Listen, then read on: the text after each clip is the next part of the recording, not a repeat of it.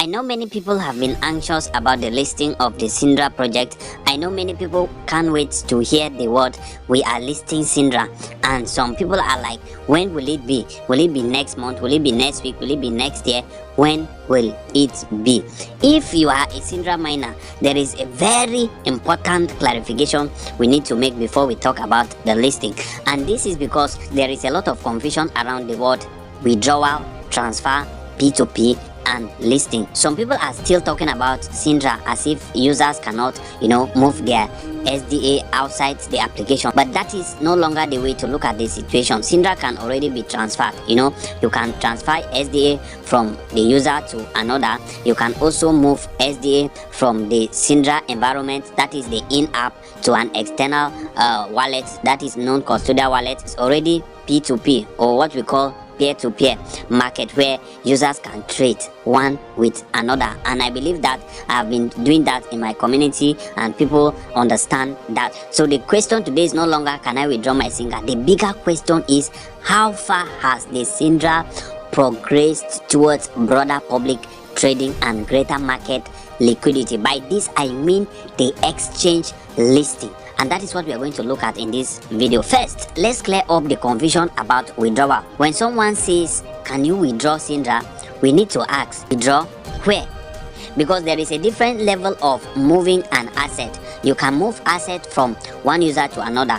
You can move SDA to an external wallet that you can control, and you can participate. That is why you notice that we connected our wallet in the Sidra app, so you can participate in the peer-to-peer transaction, because as your tokens are being moved, you already have control over. But remember that all of this is possible only for those who have done their KYC, and these are real forms of transfers and asset movement. The ecosystem has already moved beyond that stage. Sidra's infrastructure includes external wallet functionality and self-custodial model, meaning users can now have control of their assets through compatible external wallets. Now, one of the questions you might ask is, what about P2P? This is another area that people sometimes overlook. P2P means pay-to-pay.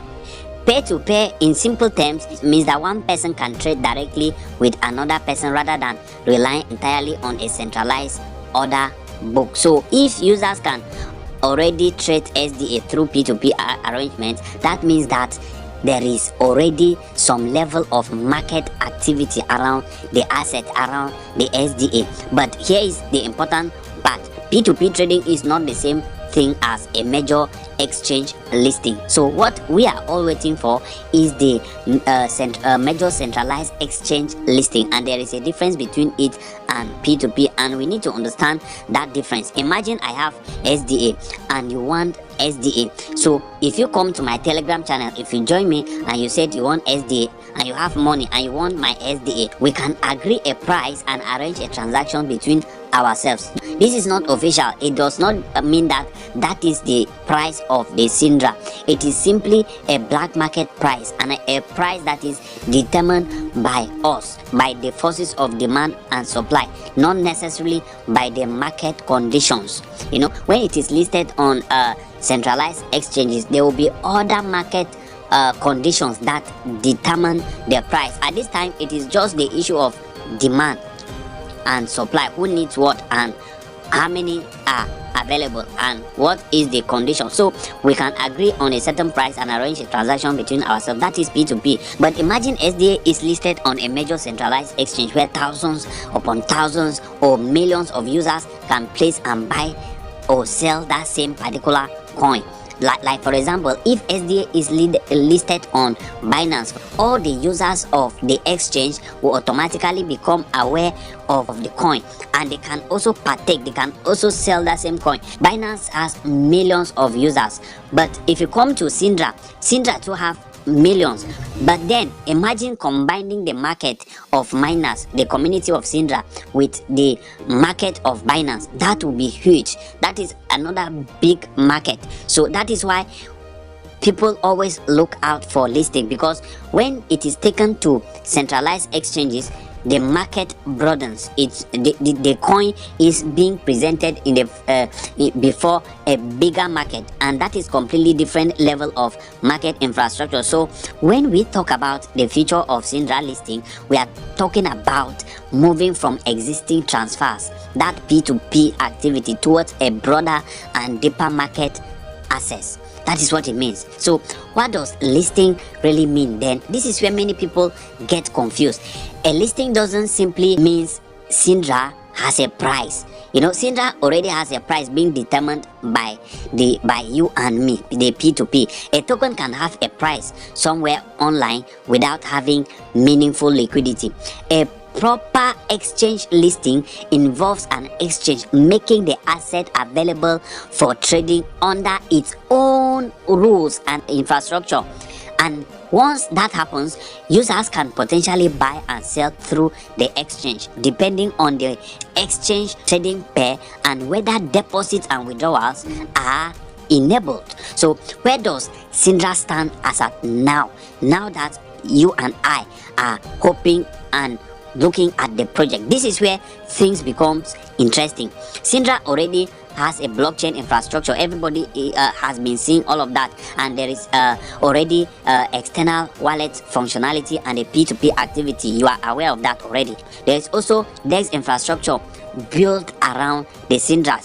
So this means that the conversation has moved beyond can this coin move, can it leave the wallet. The more relevant conversation now is how much real liquidity market access can this ecosystem develop, and that is much more important question. So why is liquidity important? Let's say somebody tells you that Sidra is worth $15. The first thing I would ask is, can you actually sell your SDA at $15? Because there is a difference between a display price and a price at which you can actually execute a meaningful transaction. Now, the reason I'm mentioning that price tag $15 is because there are rumors, and that price tag has already been spreading everywhere on social media. So for a healthy market, you need buyers and you need sellers.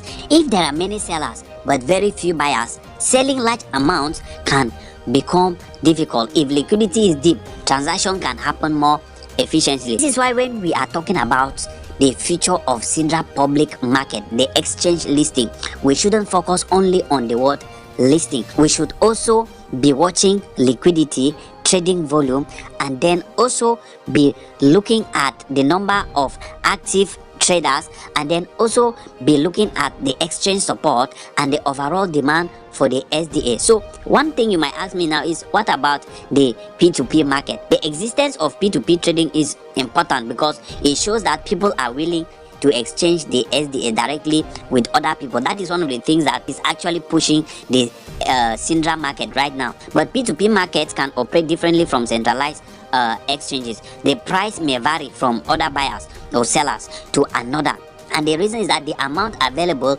may also be limited, and there can be additional risk involving trust payment disputes. You might trade with people you don't know, and that can create an avenue for scams and all of that. So if you participate in the P2P, you need to be extremely careful. Don't assume that because somebody says I buy Sidra, I sell Sidra, that person is automatically legitimate. You need to verify the transaction, verify the receiving address, verify the payment, and never surrender your private key or seed phrase or of your account. You need to protect your assets, like very important. So what about the external wallet? So this is another major point that we need to consider, because once your SDA is moved, once you see it on your external wallet, you now own it, you now control it. That means that you need to understand what a recovery seed phrase is, and you need to understand how wallet transactions work. You need to check the correct network. You need to verify addresses before sending your fund, and this is extremely important because a self-custody wallet gives you more control, but it also gives you more responsibility. So you need to you are supposed to verify a lot of things. If you lose your recovery seed phrase or you sign a malicious transaction, you may not have a centralized party that can simply reverse the transaction for you. It's gone. So if SDA can already be transferred, If users can move their SDA to external wallets, if P2P trading already exists, then what are people really waiting for? What are you waiting for? What am I waiting for? I would say that the major issue is a scale and broader market access, and that is what we call the centralized exchange listing. People want to see the SDA become easier to trade. They want more liquidity. They want more buyers and sellers. They want more trading infrastructure, and many users want access to established centralized exchanges. That is a much bigger milestone than simply being able to transfer SDA, and that is why the phrase listing remains important. So with all of this now, what should Sidra users do right now? So if you already hold the SDA, I wouldn't tell you to panic. You know, it's a very beautiful thing, an interesting thing for you to hold the SDA, whether you bought it, whether you mined it or not. And I wouldn't tell you to, blindly buy more either. So just do, first of all, I always say that you should do your own personal research, and then also you need to protect your assets. Always remember these things. Protect your assets, and don't connect your wallet to random website. This is another thing, because there are some projects that they will come up now. Maybe the wallet you connected your Sidra to, and they have moved your Sidra tokens to, you will not hear that they say there is a project that they ask you to connect your wallets to. You will not just jump. Before you connect your wallet to any project, make sure that you verify to know and see that there are no assets in that your wallet before you connect, because you can connect and everything will disappear. So don't approve transactions you don't understand. Always verify it, and don't send SDA to someone simply because they promise you a guaranteed return, because those things are happening, and there are a lot of scams already. If you are already participating in the P2P, verify the person you are dealing with and the transaction details is very, very important. And when you see a major listing announcement, don't just share it immediately. Verify it first. Is it coming from their official social media platforms, or where is it coming from? Always verify it, because it is very, very important. Alright guys, make sure that you protect your assets, and that is what I wanted to quickly share with you in this particular video. So make sure that you position, and then if you can still buy, make sure you do your own research and then back some tokens, and then let's keep watching. They are still upgrading. For those of you that have not completed your KYC, like I said, they are still developing, and I always like to verify information. That is why it is very, very important. That's why I'm laying this emphasis in this video. So let's relax. Once they give out an announcement that they have completed their upgrade, we will know, and then we can commence the KYC once again. So that will be all for now. Please, if you are new into this channel, please kindly hit the subscription button. Also turn on the notification bell so that you always get notified whenever I upload new videos. So thank you so much. See you in my next video.